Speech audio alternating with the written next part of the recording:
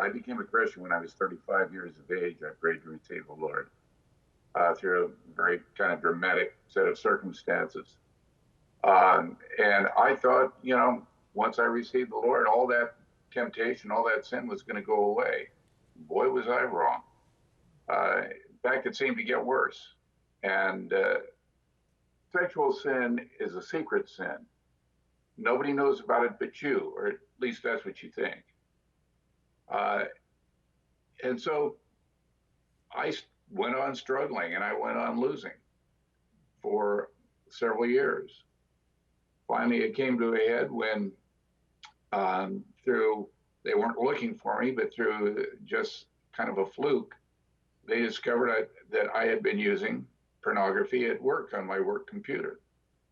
And I had a choice: deal with it, or they were going to take some punitive action. And so I went home, sat down with my wife, confessed, started counseling. I counseled twice a week for a year. And then for the next year, most of the next year, once a week, sat down in men's groups. And every morning I would get on my face before God and just cry out to him and say, God, show me in your word today something that's going to help me get through this day. And he did, every day, 7 days a week, 365 days a year for 3 years, 2 to 3 years. And that's how the book was born. And then he said to me, he said, I want you to write a book. And I said, well, I could do that. And it took me a while to do that. And then he said, I want you to publish it. And I said, wait a minute, God, that's a little problematic. And but he convinced me. I like to talk to God, and I feel that God talks to me. And I said, okay, I'll use a pseudonym. I'll use somebody else's name on the book. And he says, no, I want your name on it. Yeah, So that transparency. Okay. I mean, it's one of the keys, isn't it? Being open, humble, honest, transparent.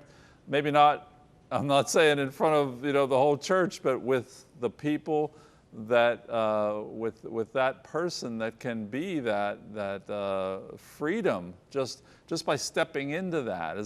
One of the lies of the enemy, you mentioned this in the book, is that we think we can handle this on our own. Yeah, the analogy that is sometimes used is that sexual sin is like a mushroom. If you keep it in the dark and you feed it, it grows. If you get it out in the sunshine, you put it in the light, and it's going to kill it. And it won't kill it completely. You've got to do a whole lot of work to do it. But when I say bring it into the light, you've got to bring it to Jesus. You've got to bring it to the Lord. Because I'll tell you frankly, I was raised to think that whatever the problem was, I could handle it. If I worked hard enough, I could get it done. That is not true with this. Unless you give it to God and you allow God to heal you, you're not going to get healed, in my opinion.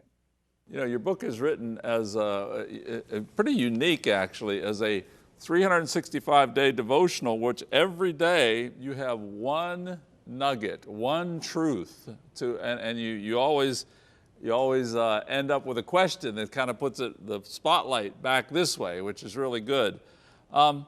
What was the key? I mean, you mentioned consistency before God, consistency of applying things. How much was that a key in your freedom? Well, it has to be part of your discipline. And if you do not have the discipline, even today, I need an accountability partner, which I do have, and will have probably for the rest of my life. And I need to build discipline into my life. If I slack off and I say, well, today I'm not going to do my exercises, say, or today I'm not going to follow my disciplines, then I'm subject to a much greater temptation than I would be otherwise. So yeah, you do have to establish a discipline. You have to keep that discipline.